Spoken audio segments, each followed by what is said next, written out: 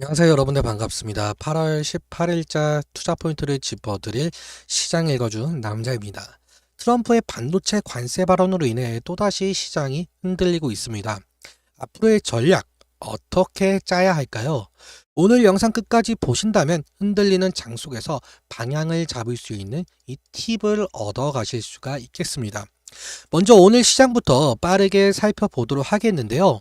오늘 코스피 지수는 3177포인트, 전일 대비 마이너스 1.5% 하락을 했습니다.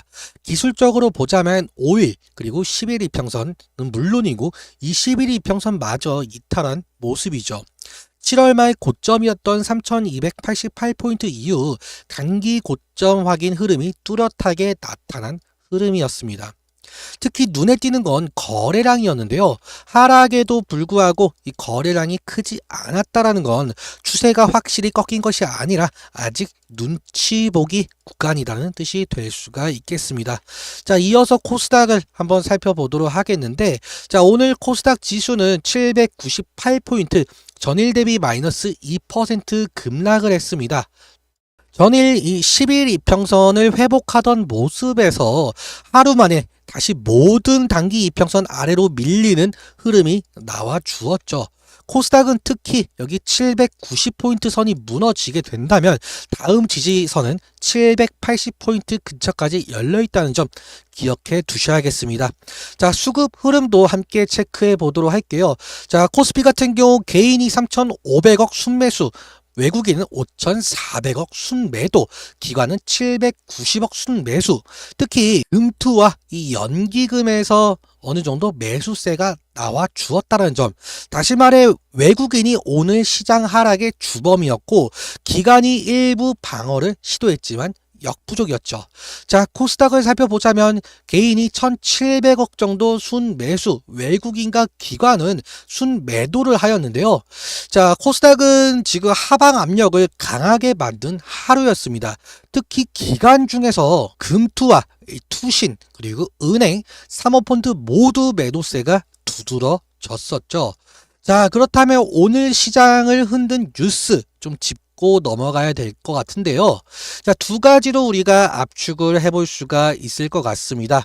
자, 첫 번째로 아시다시피 이 트럼프의 반도체 관세 발언, 반도체에 대해서 최대 300%에 달하는 관세를 부과하겠다라고 밝혔죠. 자, 둘째로 미국 PPI 쇼크이죠. 자, 미국에서 발표된 7월 생산자 물가 지수가 전월 대비 0.9% 급등을 했습니다. 자, 시장 예측치는 0.2%였었는데, 자, 무려 4배가 넘는 충격이에요.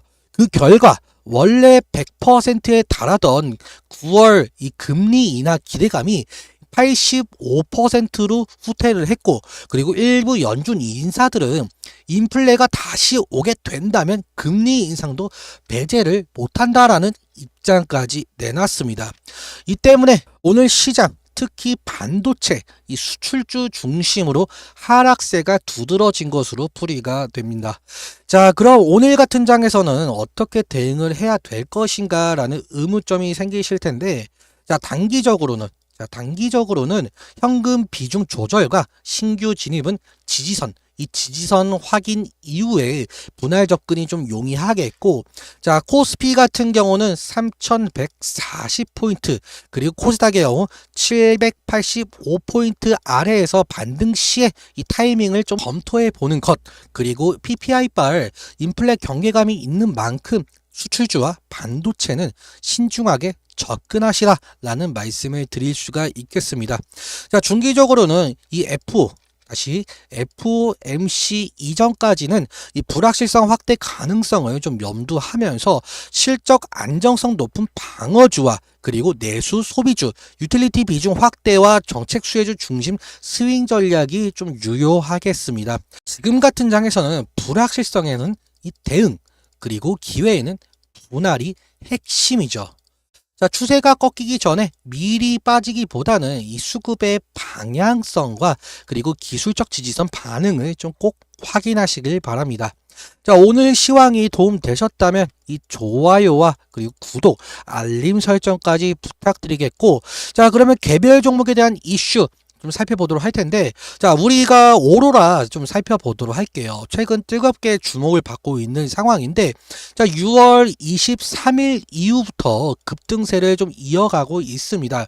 자, 그래서 이 구간부터 수급 흐름, 이 수급 흐름에 주목할 필요성이 있겠죠. 6월 23일 이점 기준으로 수급을 보자면 이간에 강력한 매수세가 좀 눈에 띄고 있습니다.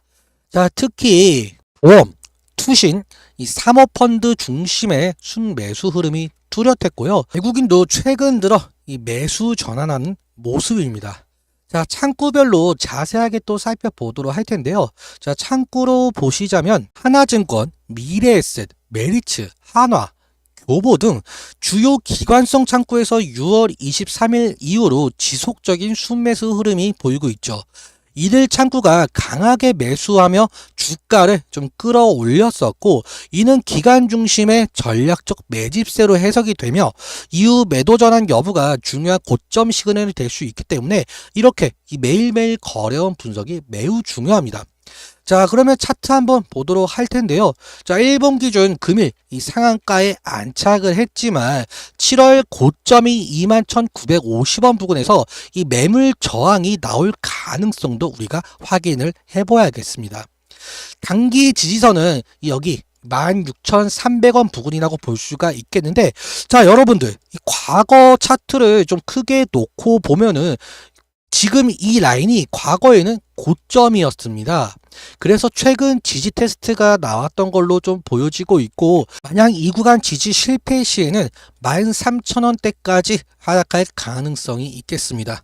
자, 오로라의 급등 배경은 단순 테마 편승이 아니죠. 핵심은 바로 이 판팔스라는 캐릭터 IP 때문입니다. 자, 이게 북미 시장에서 대박을 치면서 미국 완구유통사 1위, 그리고 영국에서도 시장 점유율 1위까지 올라왔고요. 2024년 실적도 매출과 영업이익 모두 성장세입니다.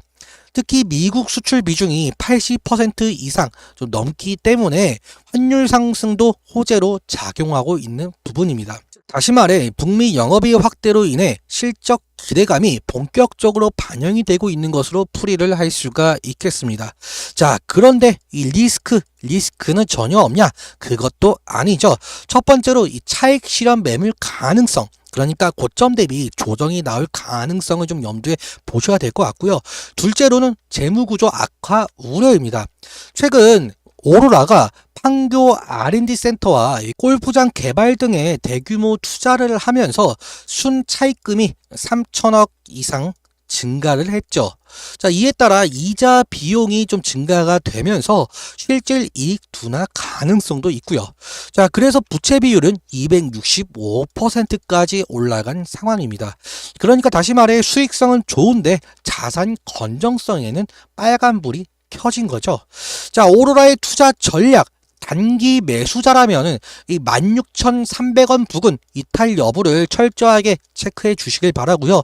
자, 재매수는 13,800에서 14,000원대 이 기술적 지지라인 확인 후 고려해 주시면 될 것 같습니다.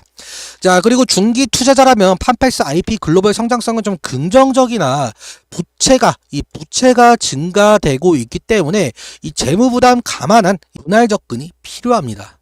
자, 여러분들 오늘 분석 영상 어떠셨나요? 이번 영상에서 드린 인사이트가 좀 도움이 되셨다면 이 구독과 좋아요, 알림 설정 꼭 부탁드리고 여러분들의 생각도 댓글로 나눠주세요. 내일도 시장 읽어드리는 유익한 영상으로 다시 찾아뵙도록 하겠습니다. 지금까지 시장 읽어주는 남자 함께 해주셔서 감사합니다.